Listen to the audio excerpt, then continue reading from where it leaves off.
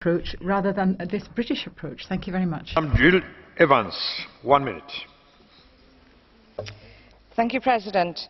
This is a crucial time when the European Union needs to show its leadership globally, particularly on climate change and fighting poverty, but also, of course, in terms of governance internally, and this is wider than just the Member States.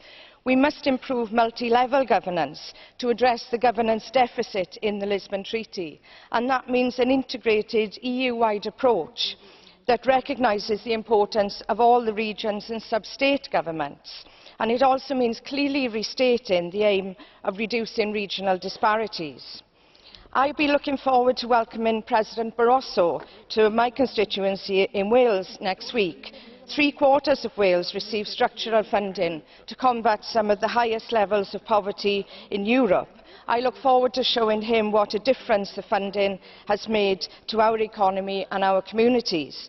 To continue this progress in this and many other regions, regional funding must not be nationalised to the Member States, and I urge the Council and Commission not to jeopardise this European Union assistance for long-term sustainable development. Thank you. Thank you, Madam. Our colleague Dirk Jan Epping, 1:30. President, I would like to ask Mr Verhofstadt to stay in the House and in the room. The Roma is a deep-seated social problem in Europe, and I would warn for too much hypocrisy. We have heard the sweeping statements of Mr Verhofstadt at the